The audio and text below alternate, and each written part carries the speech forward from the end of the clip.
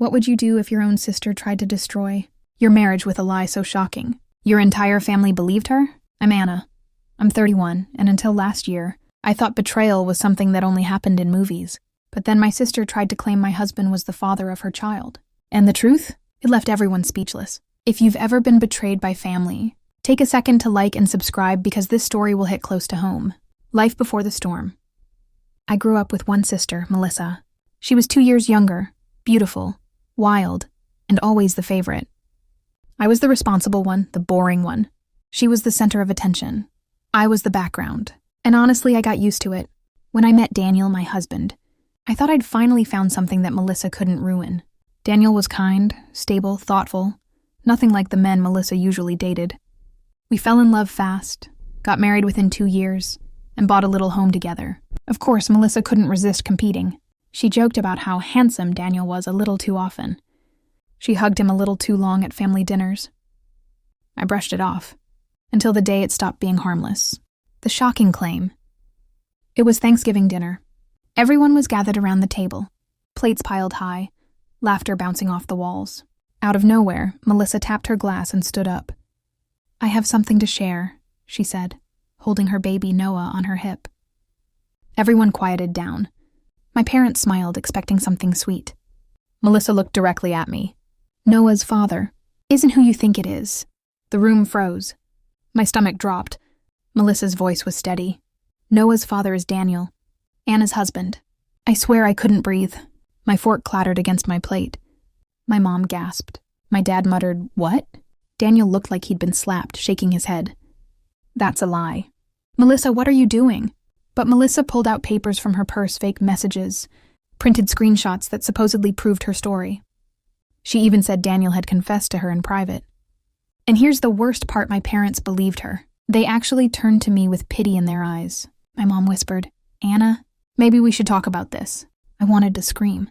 But instead I just sat there, silent. Because while Melissa thought she had the upper hand, I knew something she didn't. The plan.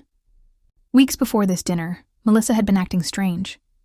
Making comments, hinting at secrets, sending cryptic texts. Something in my gut told me she was planning drama, so I went to a lawyer. Then I arranged something Melissa never expected, a DNA test for Noah, quietly, without telling her. And I had the results, sealed, waiting. So when she made her announcement, I stayed calm. I didn't fight. I didn't cry.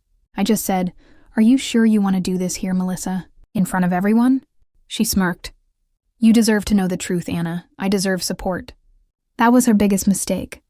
The reveal. I stood up, walked to my bag, and pulled out the envelope. Everyone's eyes followed me. "This," I said, holding it up, "is a DNA test for Noah, conducted last month. With Daniel's sample." Melissa's face went white. You had no right?" I tore the envelope open, my hands steady. "It says here, 0% probability of paternity." The room went silent. You could hear the clock ticking on the wall. Melissa stammered, "That can't be right.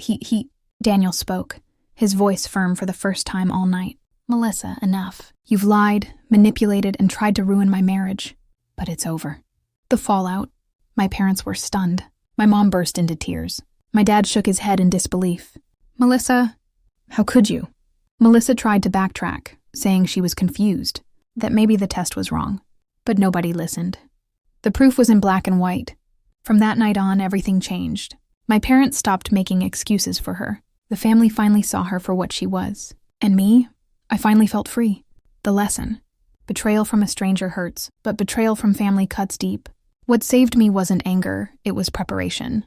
I stayed patient. I gathered proof. And when the moment came, I let the truth speak louder than her lies. So if you've ever been underestimated, remember this.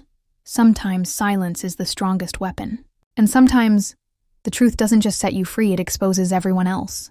That's my story. If you've ever faced betrayal like this, drop your experience in the comments below. I read every single one. And don't forget, like this video if it shocked you. Share it with someone who loves dramatic revenge stories. Subscribe to Final Revenge and hit the bell so you never miss the final twist. Until next time, remember, patience and truth are the strongest revenge.